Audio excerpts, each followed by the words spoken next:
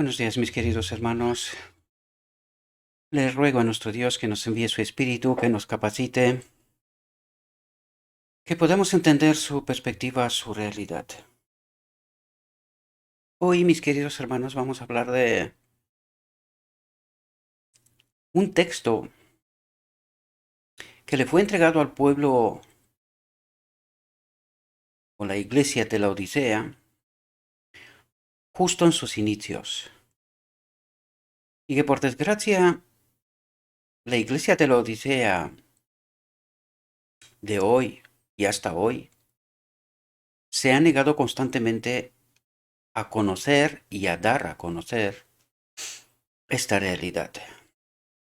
Por esto el pueblo hoy desconoce esta visión, y incluso aquellos que conocen la visión, muchos de ellos desgraciadamente, podría decir incluso la mayoría, y lo digo con conocimiento en el sentido de que si realmente el pueblo de Dios conocería en profundidad este texto que hoy vamos a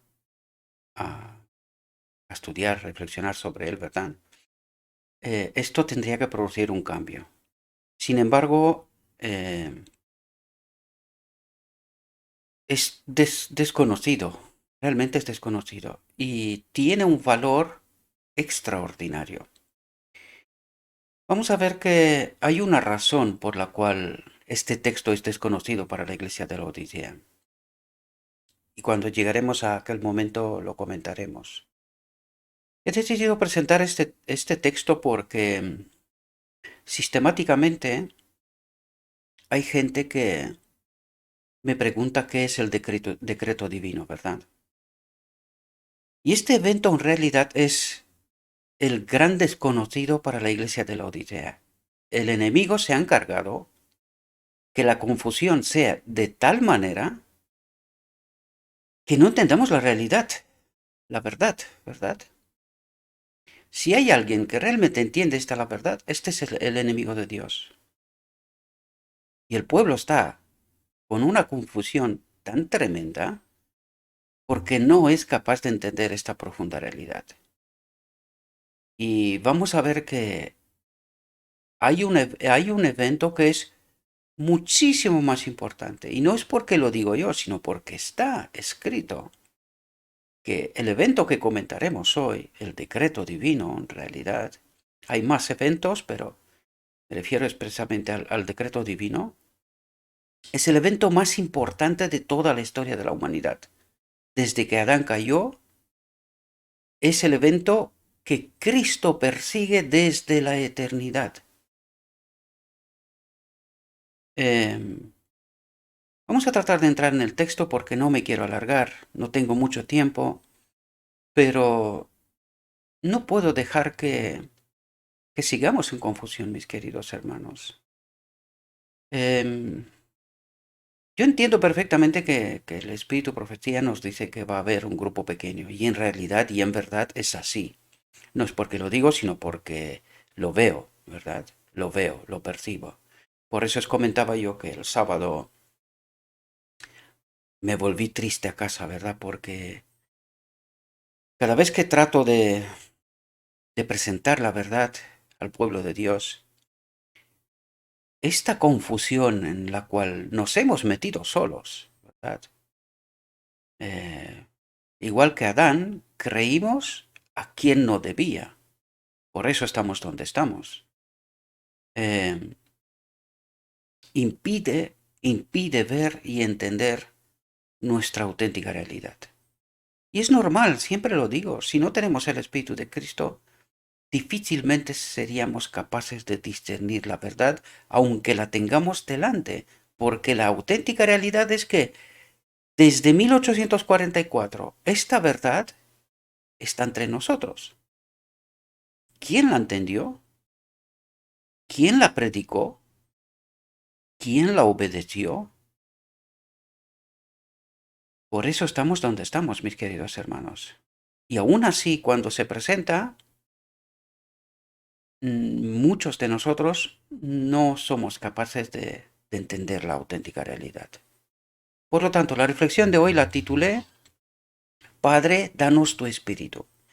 Y la titulé así, normalmente yo la llamo la visión de los dos tronos, pero en esta ocasión la titulé así porque precisamente por lo que me pasó el sábado, ¿verdad? Y volví triste a casa, quiero resaltar, aparte de todo lo que vamos a comentar, quiero resaltar un asunto de suma importancia y que no entendemos. Es más, rechazamos esta realidad. Pero aunque yo la rechace, la realidad sigue siendo realidad. Da igual lo que yo piense o crea. Lo que importa es la realidad desde la perspectiva de Dios.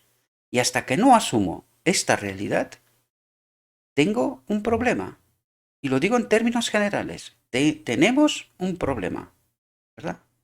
Por lo tanto, la reflexión está titulada Padre, danos tu espíritu.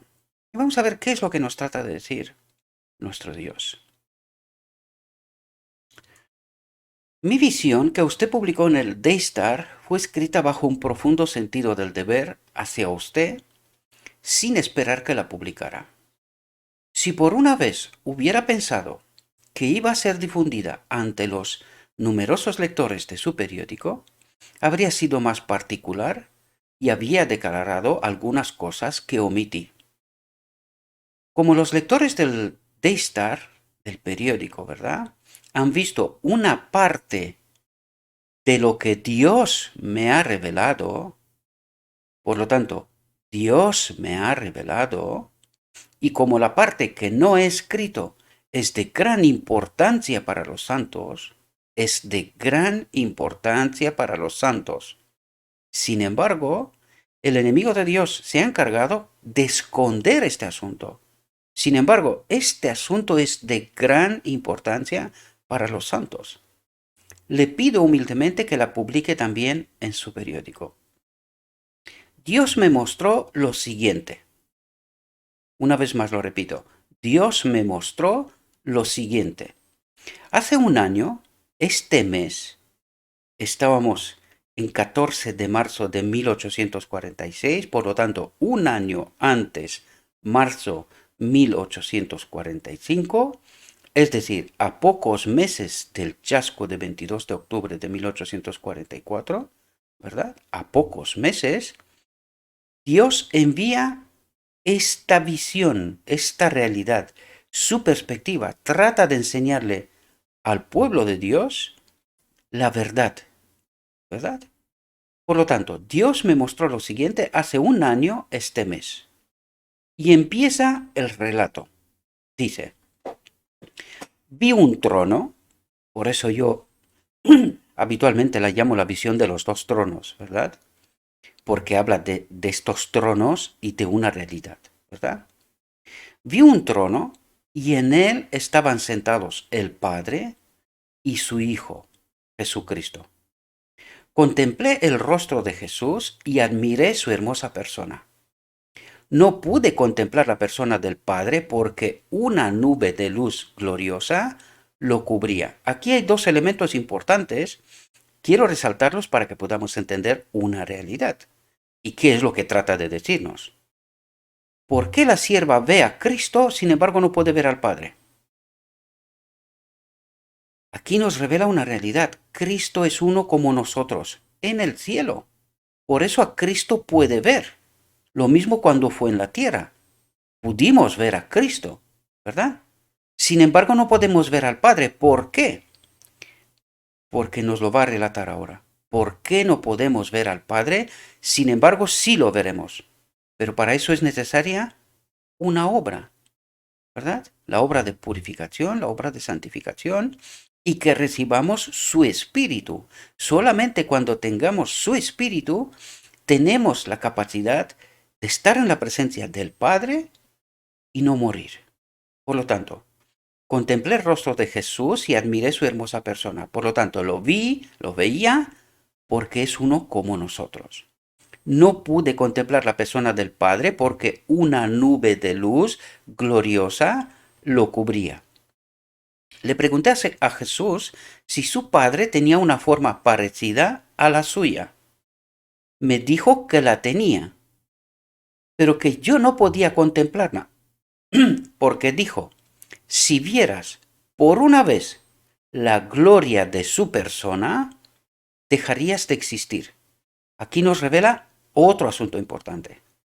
Cuando Cristo vendrá en la segunda venida como Rey de Reyes, en toda la gloria, es decir, el Padre estando en él, lo mismo que cuando estuvo en la tierra.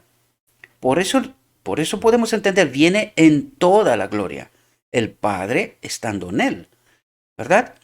Por eso desaparecerán todos los habitantes de la tierra, porque ante la gloria de Dios nadie puede vivir, a no ser que tenga su espíritu, ¿verdad?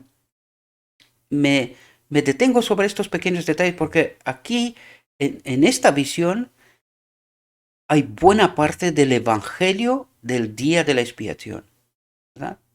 Está muy comprimido, muy resumido, pero todo aquel que entiende el espíritu, profecía y la Biblia es capaz de entender lo que trata de relatarnos aquí. Y aquí hay muchos detalles, podríamos estar hablando aquí semanas sobre este texto. Semanas, porque hay muchos detalles que nosotros tenemos que entender. Por eso me detengo en algunos que son importantes y trato de revelaros para que podáis entender la gran importancia que este texto tiene. Porque no lo está diciendo porque sí, sino porque realmente para el pueblo remanente de Dios, para la última generación, esta visión tiene una importancia suma. La gloria de su persona, porque dijo, si vieras por una vez la gloria de su persona, dejarías de existir. Y fijaos lo que nos cuenta. Dice, ante el trono estaba el pueblo adventista, la iglesia y el mundo. Y fijaos que destaca claramente el pueblo adventista. Fijaos que no dice la iglesia adventista, ¿eh? Esto tiene que ver con el sacerdocio de Cristo según la orden de Melquisedec. Porque las otras iglesias están según la orden de ¿quién? De Levi. Pero desgraciadamente, en el momento que esta visión se dio, el pueblo adventista era pueblo adventista. Más tarde quisimos ser iglesia y entramos bajo la orden de Levi. Salimos de la orden de Melquisedec, en donde está Cristo. Lo resalto porque son detalles que son importantes. Y por eso nos dice aquí, ante el trono estaba el pueblo adventista, no la iglesia adventista, sino el pueblo adventista. De los otros dice la iglesia. ¿Por qué lo dice? Porque están bajo un otro orden, no el orden de Melquisedec. Y el mundo, ¿verdad? Que está en desconocimiento, ¿verdad? El mundo. Dice, vi una compañía inclinada ante el trono profundamente interesada, mientras que la mayoría se mantenía de pie desinteresada y descuidada. ¿De quién habla aquí? De los mileritas. Aquí habla de los mileritas, ¿verdad? Antes de 1844, justo en aquel periodo, ¿verdad? Y dice, vi una compañía inclinada ante el trono, profundamente interesada, porque Miller y los que le rodeaban, aquel pequeño grupo, estaban estudiando las escrituras, Daniel 8:14, 2300 tardes y mañanas, con el propósito de entender qué ha de pasar en aquel momento, ¿verdad? Por eso esta compañía estaba inclinada ante el trono, profundamente interesada, mientras que la mayoría se mantenía de pie desinteresada y descuidada. Aquí este trono es el trono del lugar santo. Y lo vamos a entender por qué digo esto, porque nos va a relatar esta cuestión. Por lo tanto, aquí están todavía en el trono del lugar santo. Estaba por terminarse el tiempo de Daniel 8:14, ¿verdad? Mientras que la mayoría se mantenía de pie desinteresada y descuidada. ¿Quién era la mayoría? Lo que acabamos de leer antes, la iglesia y el mundo, ¿verdad? Los que estaban inclinados ante el trono elevaban sus oraciones y miraban a Jesús. Luego éste miraba a su padre y parecía estar suplicándole, ¿verdad? Y fijaos lo que dice, lo que ocurre en este momento. Fijaos, dice, entonces una luz vino del Padre a su Hijo y de éste a la compañía que oraba. Es decir, desde el Padre, a través del Hijo de Cristo, le viene luz al pequeño grupo milerita, ¿verdad? O podríamos llamarlo el pueblo adventista, ¿verdad? El pueblo que estaba, porque adventista es los que esperan la segunda venida de Cristo. Por lo tanto, el grupo de Miller, el pueblo adventista, estaban tratando de entender justo la venida de Cristo, esta profecía de Daniel 8:14, 2300 tardes y mañana, ¿verdad? Y el santuario será purificado. Entonces trataban de entender qué es lo que ocurre en este evento, ¿verdad? Entonces, dice, vi una luz del Padre a su Hijo, de este a la compañía que oraba. Es decir, le manda luz, entendimiento, para que pueda entender qué es lo que está por ocurrir, ¿verdad? Entonces vi que una luz muy brillante venía del Padre al Hijo y desde el Hijo ondeaba sobre la gente que estaba ante el trono, que estaban estudiando qué es lo que está por ocurrir, ¿verdad? Fijaos lo que dice. Pero pocos quisieron recibir esta gran luz. Muchos salieron de debajo de ella y la resistieron inmediatamente. Otros se descuidaron y no apreciaron la luz y ésta se alejó de ello. Es decir, del grupo inicial, porque allí hay ciertos detalles, ¿verdad?, que están por hablar, se equivocaron en las fechas según el calendario, en fin, hay varios eventos que no me voy a parar sobre este asunto, lo estoy yo mismo tratando de estudiar en estos momentos, gracias a mi querido hermano Ángel, que me envió unos materiales que estoy tratando de entender. Me cuesta porque es un material muy complejo, muy extenso, ¿verdad? Por lo tanto, estoy en ello. No puedo comentar sobre esto mucho más. Pero ¿qué ocurre? Que estos pocos, es decir, este pequeño grupo milerita, tuvieron problemas de entendimiento de la fecha, porque hubo, a lo largo de 1843-44, hubo un baile de fechas debido a los calendarios. Estamos hablando de varios calendarios, ¿verdad? Desde la historia, desde el tiempo de los judíos hasta aquel momento, ¿verdad? Y que afecta en realidad hasta el día de hoy, ¿no? No me voy a parar sobre este asunto. En algún otro momento, cuando tendré la capacidad de comprender y estar seguro de lo que, de lo que ha pasado, lo presentaremos también, ¿verdad? Y fijaos lo que dice. Algunos la apreciaron y fueron y se inclinaron ante el trono con la pequeña compañía que oraba. Esta compañía recibió la luz y se regocijó en ella mientras sus rostros brillaban su gloria.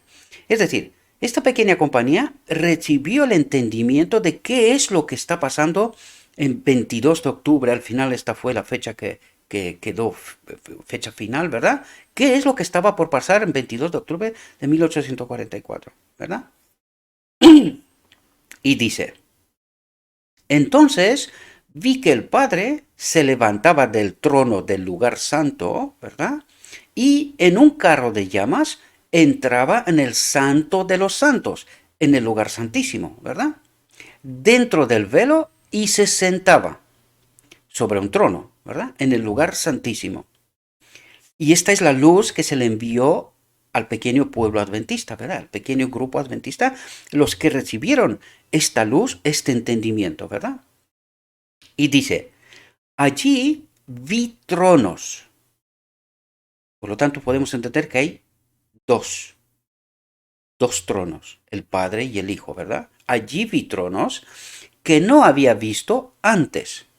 Entonces Jesús se levantó del trono del lugar santo y la mayoría de los que estaban postrados se levantaron con él. Es decir, este pequeño pueblo adventista, milerita adventista, ¿verdad? Se levantaron con Cristo, con Jesús, y pasaron al lugar santísimo. Ahora viene a relatarnos precisamente esto. Pero antes de llegar a esto, fijaos lo que nos dice qué pasa con los demás, la iglesia y el mundo, ¿verdad? Fijaos lo que dice aquí. Y no vi pasar un solo rayo de luz de Jesús a la multitud descuidada después que se levantó, y quedaron en perfecta oscuridad. Es decir, se quedaron sin luz. Sin embargo, vais a ver que no es exactamente así cuando nos vamos a detalle, porque la misma visión nos va a relatar este asunto, ¿verdad? Por lo tanto, todos los demás se quedaron bajo el trono del lugar santo, ¿verdad? No acompañaron a Jesús al lugar santísimo. El único pequeño grupo que acompañó a Cristo al lugar santísimo fue este pequeño grupo milerita adventista, ¿verdad? Los que se levantaron cuando Jesús lo hizo, ahora está hablando del pequeño pueblo milerita adventista, ¿verdad? Los que se levantaron cuando Jesús lo hizo, mantuvieron sus ojos fijos en él mientras dejaba el trono, y los condujo fuera un poco. Entonces levantó su brazo derecho y oímos su hermosa voz diciendo, y ahora Jesús le va a decir qué está por ocurrir en el lugar santísimo. Y lo está diciendo de una manera muy resumida. Pero fijaos la importancia y qué es lo que destaca. Para que podamos entender por qué dije al principio que hay un evento muchísimo más importante que la segunda venida de Cristo. De hecho, es el evento más importante desde que Adán cayó. Es el evento más importante desde que Adán cayó. Porque es la culminación de la obra de Cristo, ¿verdad? Y fijaos lo que nos dice aquí. Dice, esperad, le dice al pequeño grupo milerita adventista, ¿vale? Lo digo así porque hay que entenderlo, ¿verdad? Esperad, voy a mi Padre en el lugar santísimo, ¿verdad? A recibir el reino. Y aquí dice lo que va a pasar al final, ¿verdad? A recibir el reino. Fijaos lo que dice. Mantened vuestros vestidos inmaculados y dentro de poco volveré de las bodas. Por lo tanto, ¿cuál es el evento más importante? Las bodas. ¿Y qué es lo que ocurre en estas bodas, queridos? Este evento, y no es porque lo digo yo, hemos tratado en reflexiones anteriores este evento. Las bodas son el evento más importante desde que Adán cayó. ¿Y qué es lo que ocurre en las bodas? Pues esto trata de explicarnos, mis queridos hermanos. Por eso viene y dice, mantened vuestros vestidos inmaculados. ¿Dónde recibiremos los vestidos inmaculados? En las bodas. Pero fijaos que las bodas son antes de la venida de Cristo. Y por eso les dice, mantened vuestros vestidos inmaculados, y dentro de poco volveré de las bodas, y os recibiré en mi casa, en mi reino, ¿verdad? Aquí trata de una manera resumida explicarnos qué es lo que va a pasar en el lugar santísimo. Y espero que habéis detectado cuál es el evento que ha de pasar en el lugar santísimo. De suma importancia y que él mismo lo destaca. Las bodas. ¿Qué ocurre en las bodas? ¿Y qué son estos vestidos inmaculados? ¿Qué es eso? Pues a partir de aquí viene a relatar precisamente este evento. ¿Qué es lo que va a pasar? Trata de detallar, también de una manera comprimida, pero trata de detallar lo que ocurre en el lugar santísimo, en el día de la expiación, ¿verdad? Por lo tanto, dice, y vi un carro nublado, con ruedas como de fuego ardiente. Los ángeles rodeaban el carro cuando llegó a donde estaba Jesús. Este subió a él y fue llevado al lugar santísimo donde estaba sentado el Padre. Es decir, lo lleva ante la presencia del Padre.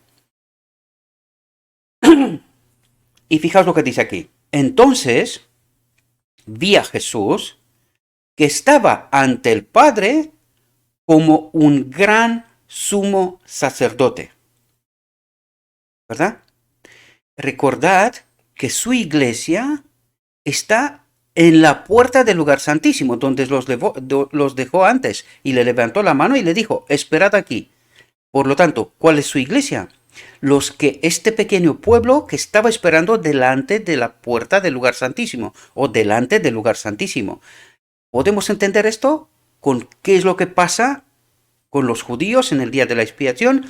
Todo el relato de qué es lo que ocurre en el día de la expiación. Pues De eso nos habla, ¿verdad? El pueblo está delante de la tienda, en el lugar santísimo, oración, ayuno, atentos a lo que hace el sumo sacerdote en el lugar santísimo, ¿verdad?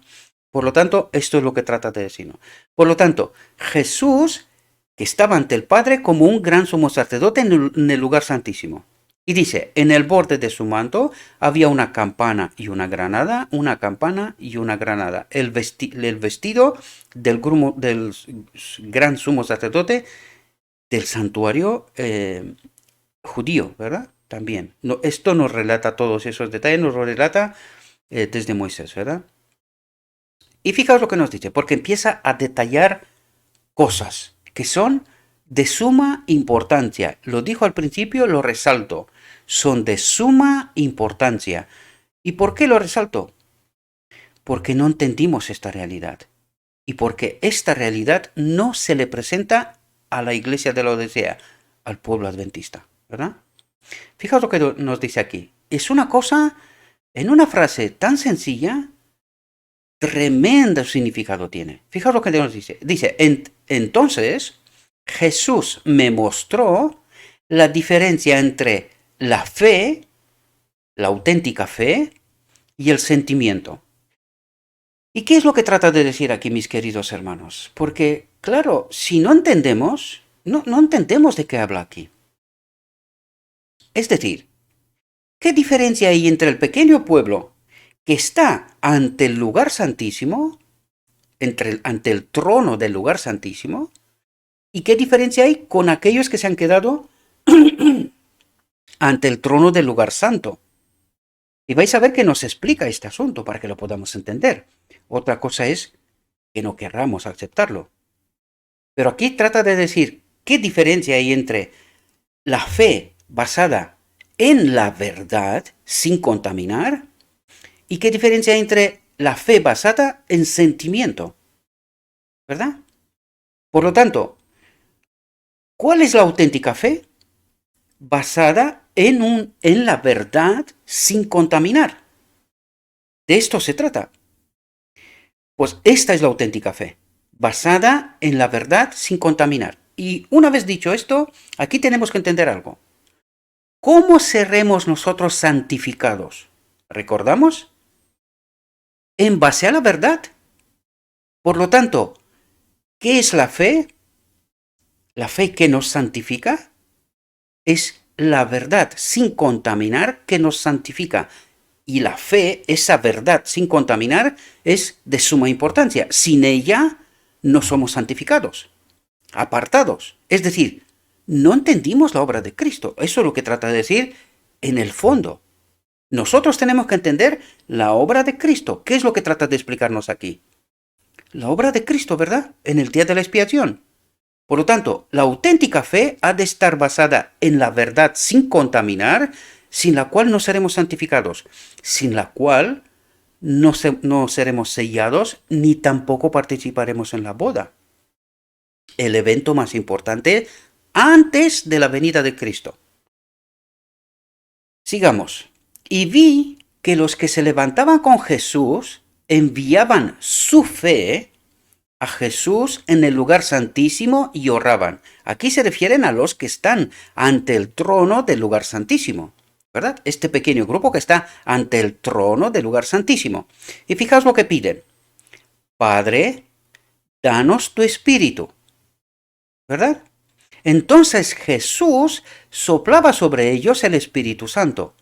En el soplo había luz, poder y mucho amor, alegría y paz. Es decir, las señales distintivas del auténtico espíritu. ¿Entendemos? Las señales distintivas del auténtico espíritu. No solamente es luz y poder. Porque el poder, ¿qué es? Conocimiento, ¿verdad? Luz y poder y mucho amor, alegría y paz. Bien, cuando nos paramos aquí, ¿de qué nos habla? Este pequeño grupo, que ya había pasado por el chasco de 1844, ¿verdad? 22 de octubre, se le envía luz, se le da luz, ¿verdad? Porque eso es lo que trata de decir aquí. Ellos pedían, Padre, danos tu espíritu. Es decir, ellos necesitaban más luz, querían entender qué ha pasado, por qué, según lo que entendieron ellos en aquel momento, en 22 de octubre de 1844 tenía que haber venido Cristo. Pero ellos no entendieron que en realidad la obra del lugar santo se termina en 22 de octubre de 1844. Utilizaré esta fecha hasta que tendré más claridad sobre este asunto, pero preservemos esta fecha como la correcta. 22 de octubre de 1844. Entonces ellos oran, ¿verdad? Y fijaos, ¿cuándo se le da esta visión? A pocos meses de aquel momento, 1845. Es decir, esta visión es justo lo que dice aquí. Entonces Jesús soplaba sobre ellos el Espíritu Santo. Recordad, y quiero resaltar esto porque es sumamente importante. ¿Cuándo fue enviado el Espíritu Santo a este pueblo milerita adventista? ¿Verdad? Ahora podríamos hablar del pueblo adventista, ¿verdad? Ya había pasado la fecha de 1844 y estamos ya en este pueblo que está pidiéndole a Dios que les explique qué está pasando, que no han entendido bien. Por lo tanto, esta visión, justo lo que estamos tratando ahora de entender, es lo que se le dio porque es la primera visión, ¿verdad? Es la primera visión. Y es aquí donde Cristo trata de explicarles qué es lo que está por pasar en el lugar santísimo, que ellos no habían entendido. Ellos habían entendido inicialmente que está por venir Cristo. Entonces dice, en este momento, Cristo dice, entonces Jesús soplaba sobre ellos el Espíritu Santo. En el soplo había luz, poder, mucho amor, alegría y paz. En este momento, este pueblo redescubren, hay que entender la historia de este pueblo, ¿verdad? Hay que leer y hay que entender toda esta historia. A este pueblo se le envía el Espíritu Santo, se le envía la profeta, ¿verdad? A Ellen White se le da poder para poder entender para poder recibir luz de lo alto, ¿verdad? Entonces, este pueblo empieza a redescubrir las verdades sin contaminar, las que se habían perdido desde la Iglesia Apostólica del primer siglo, ¿verdad? Por lo tanto, este pueblo recibe luz. Y es allí cuando dice que entonces Jesús soplaba sobre ellos el Espíritu Santo. Esto es muy importante entenderlo. ¿Cuándo le fue enviado a este pueblo el Espíritu Santo? Porque vais a ver que esta es la única ocasión. No hay otra. Contrario a lo que el pueblo cree. Vamos a ver, porque tenemos que entender de esta visión estas verdades que son de suma importancia, lo que nos dijo al principio, ¿verdad? Una vez que habla sobre este pequeño grupo, fijaos lo que dice. Entonces me volví, se dio la vuelta, para mirar la compañía que seguía inclinada ante el trono. ¿Cuál trono? El del lugar santo, donde se quedó la iglesia y el mundo, ¿verdad? Dice, no sabían que Jesús lo había dejado, el trono. No sabían que Jesús ya no estaba en este trono del lugar santo. Es decir, ya abandonó la obra del lugar santo y con toda la teología del lugar santo, y él entra en el lugar santísimo, en donde podemos entender, según la obra del santuario judío, una cosa es la obra diaria, ¿verdad? Anual, y otra cosa es el día de la expiación, el día en donde el pueblo queda purificado, ¿verdad? El pecado es eliminado en medio de él. Por lo tanto, esta obra es una obra distinta a todos los días del año. Por lo tanto, aquí vemos que Cristo abandona el trono y vamos a ver que aquí pasa una cosa muy extraña. Una vez que Cristo pasa en el lugar santísimo también se le envía luz específica para este lugar santísimo, para el día de la expiación, ¿verdad?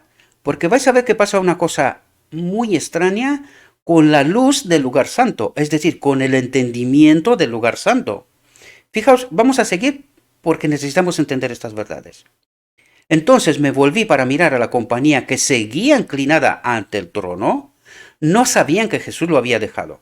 Y fijaos lo que ocurre, es decir, con el trono del lugar santo y con aquellos que se habían quedado ante el trono del lugar santo sin saber que Jesús ya no estaba en este trono. Y fijaos lo que nos dice. Satanás parecía estar junto al trono tratando de continuar la obra de Dios.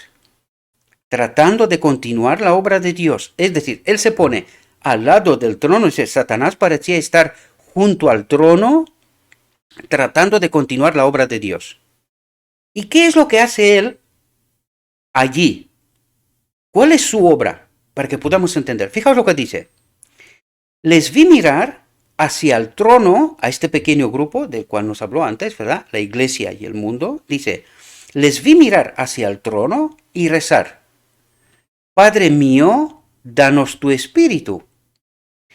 Y resulta que ellos piden lo mismo que el grupo que está ante el lugar santísimo. Padre, danos tu espíritu. Fijaos lo que ocurre. Dice, entonces Satanás soplaba sobre ellos una influencia impía. En ella había luz, muy importante. ¿Qué es esa luz? Pues podemos entender que es la luz que se le había dado en el lugar santo. Podemos entender todo el despertar de Lutero y los reformadores, ¿verdad? Estamos hablando de esta luz que se le dio desde Lutero, ¿verdad? Cuando la Biblia es traducida, el pueblo empieza a entender, Lutero, los reformadores también, donde aparecen, ahí hay que entender también históricamente aparecen más iglesias, en fin, ahí hay mucho que hablar. Esta historia está contaminada hasta las trancas, ¿verdad? Por eso aparecen tantas iglesias. En fin, dice, entonces Satanás soplaba sobre ellos una influencia impía, en ella había luz y mucho poder. Luz y poder. ¿De dónde? De Satanás. Por lo tanto, aquí tenemos que entender que esta luz es contaminada, porque Satanás nunca envía luz sin contaminar, ¿verdad? Pero fijaos lo que dice, había luz y mucho poder, trata de decir espíritu, envía un espíritu engañador. Fijaos, y entendemos por qué es engañador, porque dice, pero nada de dulce amor, alegría y paz. Este espíritu siempre obra división, confusión, ¿verdad? Por lo tanto, no tiene los distintivos del auténtico espíritu, ¿verdad? Eso es lo que trata de decirnos. Este espíritu es un espíritu engañador, falso, pero que obra con el evangelio. Lo que pasa es que es un evangelio contaminado. Eso es lo que trata de decirnos. Dice, él envía luz, ¿de dónde? De las escrituras, del entendimiento de los reformadores, pero luz contaminada. ¿Por qué? Porque esta obra Cristo la abandonó. Él está en el lugar santísimo con otra obra, otra luz, otro entendimiento, que se le dio ¿a quién? A este pueblo que estaba ante el lugar santísimo. Este pueblo redescubrió las doctrinas perdidas desde los apóstoles, por lo tanto, ¿Satanás con qué luz obraba? Con una luz contaminada. ¿Entendemos? Una luz contaminada. Ellos no habían redescubierto estas doctrinas auténticas, ¿verdad? Esto es lo que ocurre en el lugar santísimo. Se le redescubrió las doctrinas auténticas perdidas desde los apóstoles, aparte que se le entregó el espíritu profecía a este pueblo, ¿verdad? Se le está dando luz adicional. Y esta fue mi pelea sábado en la iglesia, donde yo les dije, no nos basta solo la Biblia, porque si eso fuera real, ¿por qué Dios envía más luz a este pueblo de la iglesia de Laodicea? ¿Por qué es necesario? Pues cuando entiendes la obra histórica de este pueblo, te das cuenta que ellos no solamente tuvieron que redescubrir las doctrinas perdidas de los apóstoles. Y aquí hay que entender que ellos no fueron capaces de descubrir las doctrinas solo con la Biblia. En gran parte sí, pero tuvieron que recibir luz adicional, entendimiento, para poder desarrollarlas tal como las desarrollaron al principio. Porque vais a ver que desgraciadamente ha pasado algo que no debería de haber pasado, ¿verdad? Por lo tanto, En ella había luz, mucho poder, pero nada de dulce amor, alegría y paz. Es decir, Satanás envía su propio espíritu utilizando la Biblia, pero confundiendo, ¿verdad?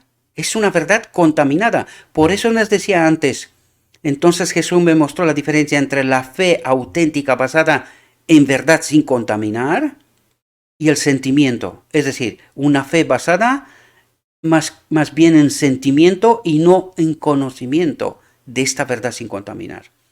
En esto consiste la diferencia, ¿verdad? Y dice, fijaos lo que dice aquí porque dice una cuestión sumamente importante y que la iglesia de la Odisea rechaza por todos los medios. Pero esta es la verdad. ¿Por qué? Porque la envía Dios. La envía Dios. Y fijaos lo que nos dice aquí. El objetivo de Satanás era mantenerlos engañados. ¿A quién? A los que estaban delante de su trono, ¿verdad? Del lugar santo. Y alejar y engañar a los hijos de Dios que estaban ¿dónde? Ante el trono del lugar santísimo. Alejar y engañar a los hijos de Dios que estaban ante el trono del lugar santísimo. Y fijaos lo que nos dice aquí. Y esto no querremos entenderlo ni muertos. Y muertos quedaremos. Fijaos lo que nos dice. Vi que uno tras otro de los que estaban delante del lugar santísimo, vi que uno tras otro dejaba la compañía que estaba orando a Jesús en el lugar santísimo. ¿A quién se refiere? A los de la iglesia adventista. Por lo tanto, vi que uno tras otro dejaba la compañía que estaba orando a Jesús en el lugar santísimo. ¿Y qué es lo que hacen? Iba y se unía a los que estaban ante el trono, ante el trono del lugar santo, y enseguida recibían la influencia impía de Satanás. Y ahora, aquí tenemos que entender nuestra realidad. ¿Por qué estamos nosotros en confusión? ¿Por qué no logramos entender la obra de Cristo del día de la expiación? La justicia de Cristo, porque a este pueblo se le envió luz. Un mensaje para el día de la expiación, un entendimiento para el día de la expiación. ¿Y sabes qué ocurre? ¿Por qué no entendimos este mensaje? Porque este grupo, que uno tras otro se van delante del lugar santísimo al lugar santo, es precisamente el hecho de que en este momento ellos rechazan el mensaje de 1888 y al rechazar el mensaje, el espíritu que le fue enviado antes de Jesús se retira. El espíritu se retira. No lo digo yo, lo dice la sierva. Lo he dicho muchas veces, ¿verdad? Y lo hemos tratado también, creo, si no me equivoco.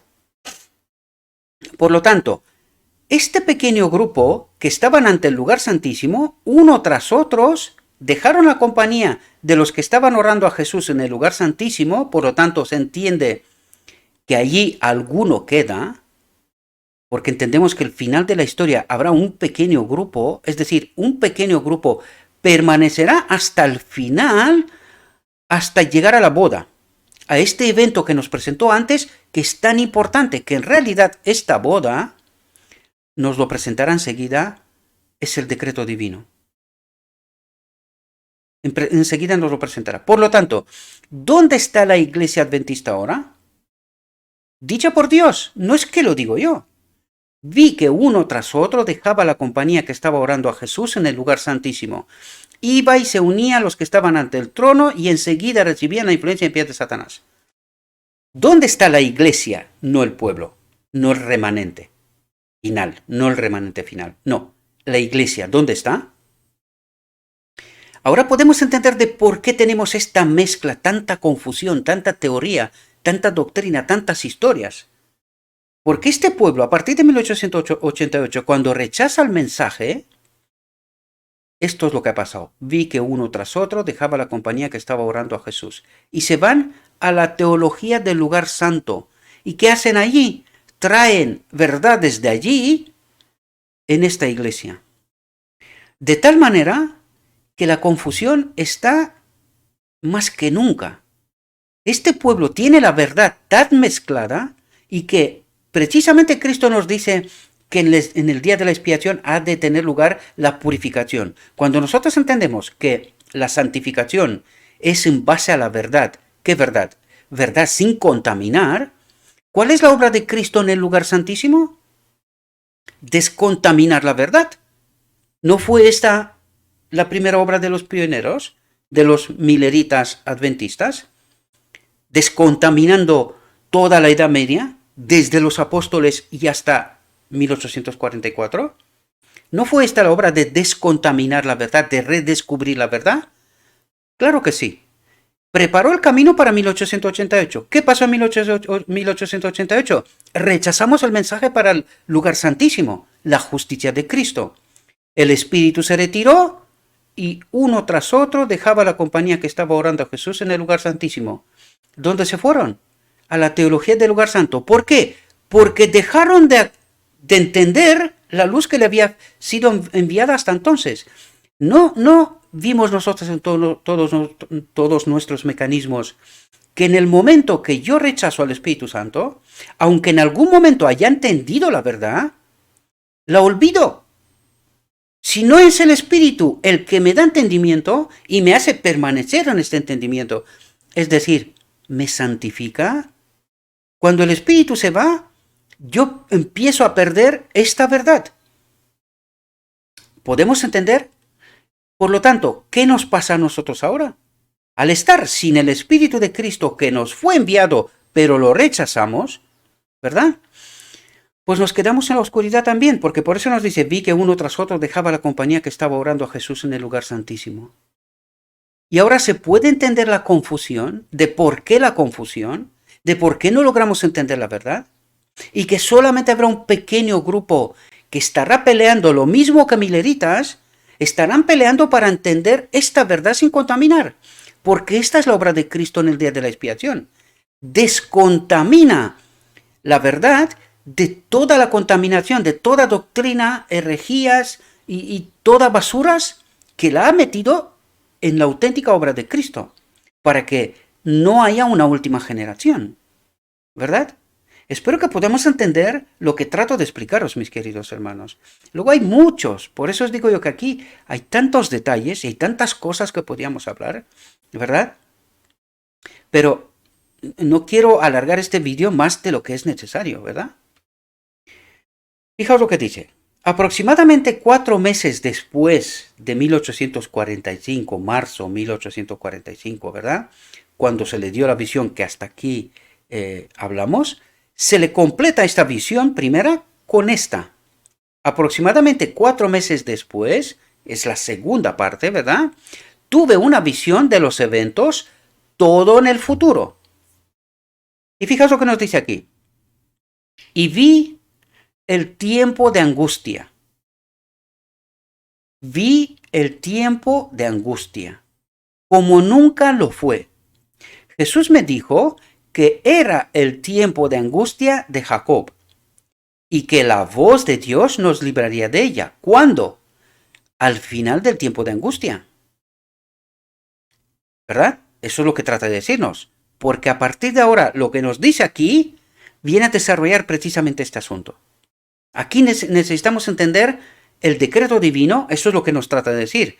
Y hay muchos textos también en la Biblia y también en el Espíritu de Profecía, ¿verdad? Que habla de este asunto. Por lo tanto, dice, y que la voz de Dios nos libraría de ella. ¿De qué? Del tiempo de angustia. ¿Cuándo? Al final. ¿Verdad? Porque por eso viene el tiempo de angustia. Es un tiempo de prueba. ¿Verdad? Fijaos lo que nos dice aquí, porque aquí hay un detalle sumamente importante. Justo antes de entrar, todos recibimos el sello del Dios viviente. ¿Cuáles todos?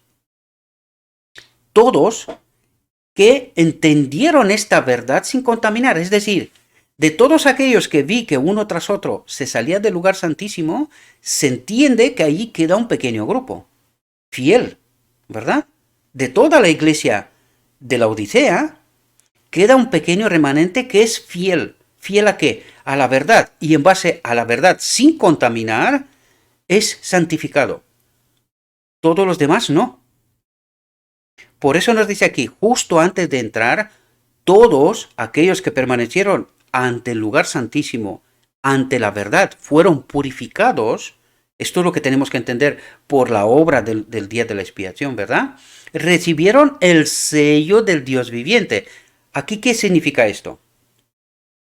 Aquí, mis queridos hermanos, recordad que el Espíritu Santo fue enviado, ¿verdad? La iglesia rechazó al Espíritu Santo. Sin embargo, el Espíritu Santo se fue a nivel personal, no como iglesia, de iglesia se fue. Pero a nivel personal, el Espíritu Santo siempre, porque por eso venimos hablando de todos los mecanismos, de cómo tenemos el Espíritu Santo, cómo no tenemos el Espíritu Santo, en qué condiciones puede obrar y todo este asunto. Toda esta obra es a nivel personal. Por eso teníamos que entender el sacerdocio de Melquisedec, en donde está Cristo, porque la obra es personal, no como iglesia.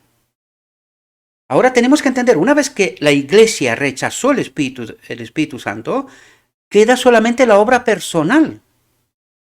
¿Entendéis? Por lo tanto, a nivel personal, estas personas son afianzadas, selladas por el Espíritu Santo, que ya fue enviado, ¿verdad? Los que rechazaron, perdieron. Pero a nivel personal, tenemos el Espíritu Santo siempre y cuando permanecemos en la búsqueda de la verdad sin contaminar. Por lo tanto, antes de entrar en el tiempo de angustia, todo aquel pequeño grupo fiel que se queda ante el lugar santísimo es purificado, ¿verdad? Entiende la verdad sin contaminar y es sellado, afianzado en la verdad. Recibe poder renovado del Espíritu Santo. Podemos entender, no se le envía de nuevo el Espíritu Santo, sino que reciben poder renovado. Es la lluvia tardía, nos dice. ¿Entendemos? Por lo tanto, dice, entonces vi a los 4 ángeles dejar de sostener los 4 vientos.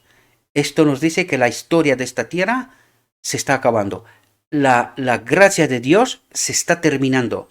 Por eso los 4 ángeles que han sostenido todos los ángeles caídos de no matarnos aquí a todos, ¿verdad? Pues los 4 ángeles dejan de sostener los 4 vientos. Y esto nos quiere decir que el tiempo de gracia está por terminar para la tierra, ¿verdad? Y dice, y vi hambre, pestilencia y espada, nación contra nación, y el mundo entero estaba en confusión. Es decir, en el momento que Dios deja de proteger la tierra, ¿quién obra todo esto? Si entendemos que los ángeles de Dios hasta ahora protegieron la tierra, ¿de quién? Del enemigo de Dios, ¿verdad? Y en el momento que los ángeles de Dios dejan de proteger la tierra, ¿quién trae todo esto? El enemigo de Dios, queridos. El enemigo de Dios, hambre, pestilencia, espada, nación contra nación, y el mundo entero estaba en confusión. ¿Quién obra confusión? Dios nunca. Jamás. Por lo tanto, ¿de quién es esta obra? Del enemigo. Tenemos que tenerlo bien claro. Y dice, este pequeño grupo que había recibido el sello del Dios viviente, es el sello, ¿verdad? El sello es un afianzamiento a la verdad. Esto es lo que nos dice la sierva. Es la lluvia tardía, un afianzamiento a la verdad, ¿verdad? No se les envía de nuevo el Espíritu Santo. Ya fue enviado una vez. El Espíritu Santo no se va, se vuelve, se va, se vuelve. Esto no funciona así. Y tenemos que entender claramente. Dios es sí, sí y no, no. Punto. No es sí, no, no, sí, no. Esto no funciona así para Dios. Esto no funciona así. Por lo tanto, el Espíritu Santo, ya vimos un poco más antes, de que fue enviado ya. Luego, fue rechazado y la obra del Espíritu Santo ahora es en la orden del Melquisedec, ¿verdad? Donde está Cristo a nivel personal, no a nivel de iglesia. Si entendemos bien lo que nos trata de decir. Y si no, pues en fin. Porque iglesia en realidad son todos aquellos que obedecen por fe a Cristo. Esta es la iglesia. No es una institución, no es papel, organización. No, no es eso. Eso tenemos que tenerlo bien claro, ¿verdad? Y no es hablar en contra de nadie. Nosotros tenemos que entender esta verdad sin contaminar, sin la cual no seremos sellados. Y vamos a entrar en el tiempo de angustia de igual manera, pero como el mundo, sin que Cristo nos acompañe, ¿verdad? Por lo tanto, dice, entonces vi a los 4 ángeles dejar de sostener los 4 vientos, y vi hambre, pestilencia y espada nación contra nación, y el mundo entero estaba en confusión, la obra del enemigo, lo que hubiese hecho desde siempre, si no hubiese sido por los 4 ángeles que protegían la tierra, ¿verdad? Y fijaos lo que pasa con este pequeño grupo. Dice, luego clamamos a Dios por liberación día y noche hasta que comenzamos a escuchar las campanas en el manto de Jesús. ¿Y qué significaba esto en la obra del santuario en el día de la expiación? Primero, cuando se escuchan las campanas es que el sumo sacerdote está obrando. Pero fijaos lo que nos dice a continuación. Y vi a Jesús levantarse en el lugar santísimo del trono, y cuando salió, ¿de dónde? Del lugar santísimo. ¿Esto qué quiere decir? Que la obra se terminó, ¿verdad? Oímos el tintineo de campanas y supimos que nuestro sumo sacerdote estaba saliendo. Es decir, la obra del día de la expiación se ha terminado. ¿Podemos entender? Y fijaos lo que pasa ahora. En este momento, el Padre dice, entonces oímos la voz de Dios que sacudió los cielos y la tierra, y dio a los 144,000, ¿quiénes son los 144,000? Los que quedaron fieles ante el lugar santísimo, ¿verdad? Los que fueron sellados en la verdad, santificados en la verdad, sin contaminar, fueron purificados, ¿verdad? Por lo tanto, les dio a los 144,000 el día y la hora de la venida de Jesús. Por lo tanto, este grupo sabrá el día y la hora de la venida de Jesús cuando se lo dirá Dios. ¿Entendemos? Entonces, los santos fueron libres y unidos. Esto es muy importante entender, libres y unidos. Es decir, hasta aquel momento no fueron ni libres ni unidos. Y vamos a ver de qué fueron libres y unidos. Y llenos de la gloria de Dios. ¿Qué es lo que pasa en este momento? Queridos, en este momento somos liberados del pecado, es decir, de nuestra naturaleza pecaminosa. En este momento recibiremos el Espíritu del Padre en este templo. La ley, el Espíritu de vida. Esta gente vivirá, será llevada al reino, ¿verdad? Ante el Padre, ¿verdad? Cristo nos lleva en su reino y nos presenta ante el Padre como las primicias. ¿Entendemos? Por lo tanto, en este momento fueron libres de pecado, unidos en la ley, en espíritu, en la vida. Estamos hablando de lo mismo. Ya hemos tratado este asunto hasta aquí. Y dice, y llenos de la gloria de Dios. ¿Quién fue lleno de la gloria de Dios? El ser humano, aparte de Cristo, ¿verdad? Fue Adán, queridos. Adán, cuando pecó, perdió la gloria de Dios. Ahora entendemos qué es lo que perdió Adán. El Espíritu del Padre, la vida, el soplo de vida que fue puesto en él, la ley, el Espíritu de Dios que fue puesto en él, ¿verdad? Lo perdió cuando pecó. ¿Y cuándo lo recupera? Al final del día de la expiación, por decreto divino, porque este es un decreto divino. Y lo veremos. ¿Por qué lo llamo yo decreto divino? Esta es la boda del Cordero. Aquí es cuando se nos da la vestimenta. Hay textos de la Biblia y también del Espíritu de Profecía que habla de este evento. Constantemente nos dirige a este evento. Este evento es el evento más importante de la historia porque es la culminación de la obra de Cristo. Adán es restaurado y es antes de la venida de Cristo. Por lo tanto, todo aquel que no participa de la boda, no recibirá la vestimenta, no entrará en el reino de Dios. para nada espera la segunda venida, porque la segunda venida visible para todos los demás es para condenación y no para vida eterna. Dice, entonces los santos fueron libres, unidos y llenos de la gloria de Dios, porque Él había convertido su cautiverio en este mundo de pecado. Ya están preparados para a ser llevados en el reino de Dios. Y fijaos lo que ocurre. Acto seguido.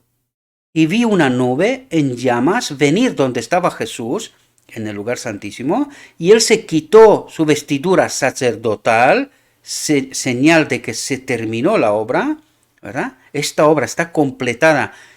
La expiación se ha completado, es definitiva. Esta es la expiación, que el hombre vuelva a estar unido de nuevo con el espíritu de la vida, con el Padre, con la ley. A partir de este momento no volverá a pecar más, ¿verdad? Y vi una nube en llamas venir donde estaba Jesús, y Él se quitó su vestidura sacerdotal y se puso su túnica real, es decir, se prepara para venir como rey de reyes, ¿verdad? Tomó su lugar en la nube que lo llevó hacia el este, donde apareció por primera vez a los santos en la tierra, una pequeña nube negra que era la señal del Hijo del Hombre.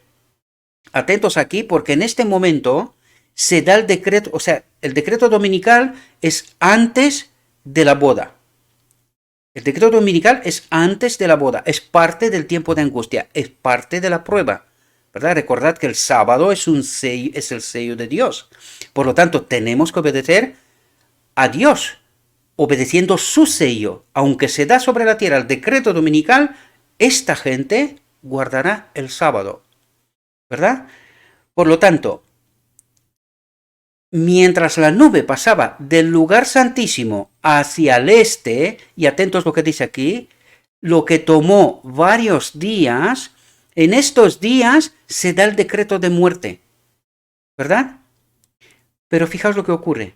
Se da el decreto de muerte, pero a los que están ya se ha hecho la expiación, es decir, ya están unidos con el Espíritu del Padre. Fijaos lo que ocurre. Se da el decreto de muerte y dice, mientras la nube pasaba del lugar santísimo hacia el este, lo que tomó varios días, la sinagoga de Satanás adoró a los pies de los santos. ¿Por qué? ¿Por qué adoró a los pies de los santos? Porque Satanás en realidad trata de matarlos. Pero no puede. ¿Por qué no puede? Porque en ellos está el Espíritu del Padre. ¿Podéis entender? Y por eso Satanás se ve obligado a adorar al Espíritu que está en ellos. Porque no adora a los santos, sino adora al Padre que está en ellos. La sinagoga de Satanás adoró a los pies de los santos. Firma Elena G. Armón. Escrito por su propia mano. Por lo tanto, verídico 100%. El que no lo quiere creer es su problema. No será sellado porque no ha creído en toda la verdad que sale de la boca de Dios. Pero fijaos aquí un otro texto, para que entendamos que lo que acabamos de leer es el decreto divino. Fijaos lo que nos dice. Esto está en Joyas de los Testimonios, ¿verdad? Dice, ¿qué estáis haciendo, hermanos, en la gran obra de preparación? Los que se unen con el mundo reciben su molde y se preparan para la marca de la bestia, la ley dominical. Que van a reconocer la ley dominical, van a obedecer la ley dominical, ¿verdad? Los que desconfían de sí mismos se humillan delante de Dios y purifican sus almas obedeciendo la verdad. ¿Cuál verdad? La sin contaminar. Por eso dice, purifican sus almas. ¿De qué? De la basura, de la contaminación, ¿verdad? Son los que reciben el molde celestial. Estos reciben el molde celestial, serán sellados, afianzados al principio del tiempo de angustia en la verdad, y se preparan para tener el sello de Dios en sus frentes. Y fijaos lo que dice aquí. Cuando se promulgue el decreto, ¿qué decreto?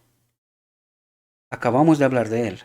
Cuando el Padre le da el día y la hora de la venida de Jesús y pone su espíritu en toda esta gente que se ha preparado para las bodas. Cuando se promulgue el decreto y se estampe el sello, su espíritu, ¿verdad? El propósito de Dios desde la eternidad, la ley en ellos, lo que el enemigo de Dios decía en el cielo que no era bueno, pues esta gente se preparó y en verdad pidió lo que decía antes: Padre, danos tu espíritu. Y este es el sello de Dios, el auténtico. Su espíritu en este templo. Por lo tanto, cuando se promulgue el decreto y se estampe el sello, su carácter permanecerá puro y sin mancha para la eternidad. No volverán a pecar más. ¿Podemos entender? Es un otro texto. Dice, y ahora dice, ahora es el momento de prepararse. El sello de Dios, su espíritu en nosotros, no será nunca puesto en la frente de un hombre o una mujer que sean impuros. Nunca será puesto sobre la frente de seres humanos ambiciosos y amadores del mundo. ¿Y por qué dice de la frente? Porque ¿qué cambia la presencia de Dios en nosotros sin alterar el libre albedrío? El carácter. Recordad, el carácter es el pasaporte para entrar en el reino de Dios. Por eso nos habla de un sello en la frente. El carácter, ¿verdad? Un carácter cambiado. El sello de Dios no será nunca puesto en la frente de un hombre o una mujer que sean impuros. Nunca será puesto sobre la frente de seres humanos ambiciosos y amadores del mundo. Nunca será puesto sobre la frente de hombres y mujeres de corazón falso o engañoso. Todos los que reciban el sello deberán estar sin mancha delante de Dios y ser candidatos para el cielo, porque a esta gente el cielo los tiene que aprobar. Lo mismo que a Cristo, ya hablamos de esto. La obra de Cristo tuvo que ser aprobada por el cielo, ¿verdad? Pues lo mismo pasa con nosotros, y ser candidatos para el cielo. Una vez que el sello de Dios se pone sobre nosotros, el cielo, todo el cielo, ha de dar su aceptación, ¿verdad? Avanzad, mis hermanos y hermanas. Puedo escribir solo brevemente acerca de estos puntos en este momento y llamar simplemente vuestra atención a la necesidad de preparación, escudriñar las escrituras por vosotros mismos, a fin de comprender la terrible solemnidad de la hora actual. ¿Por qué nos dice esto? Porque nosotros estamos en una iglesia que está en confusión, lo leímos antes. Y por eso nos dice, someteos bajo la orden de Melquisedec, ¿verdad? Porque nosotros ahora es muy extraño. Unos en la misma iglesia son bajo la orden de Leví y otros son bajo la orden de Melquisedec. Es decir, unos que obedecen a Cristo se purifican, se santifican en la verdad sin contaminar, y otros tienen una fe más bien sentimental, y dice sentimental porque no está basada en la verdad. Está basada en una fe contaminada, en una verdad contaminada, y que esta verdad nunca será aceptada por Dios. Lo acabamos de leer, ¿no? Podemos entender, y por eso nos dice que cada uno de nosotros, independientemente de lo que se nos cuentan, nosotros tenemos que ir a la verdad, para que el Espíritu de Cristo, bajo la orden de Melquisedec, es decir, bajo su mando directo, su espíritu en nosotros, nos enseña la verdad. Por eso encontramos tanto y tanto mensaje en contra de los maestros de Israel, corrigiéndoles, ¿verdad? Y mensaje para nosotros nos dice, no os dejéis guiados por el brazo del hombre, sino que tú mismo has de entender la verdad, porque seremos sellados en la verdad que yo entendí y que yo obedezco, y esa verdad tiene que ser sin contaminar. Si esta verdad está contaminada, Dios no puede aceptar esta obra. Por eso digo yo una y otra vez, y no se me entiende. Pero bueno, cada uno tiene que tomar su decisión. Hace lo que le parezca. Mi deber es presentaros la verdad. Y la presento porque ayer mismo alguien me volvió a preguntar sobre el decreto divino. Y sistemáticamente me preguntan esto. Yo estoy no dispuesto, más que dispuesto.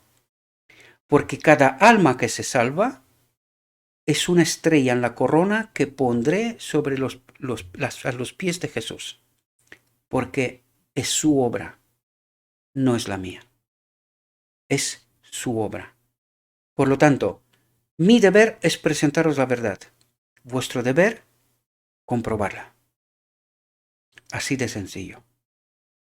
Y otro texto dice, nadie sufrirá la ira de Dios antes que la verdad haya sido presentada a su espíritu y a su conciencia.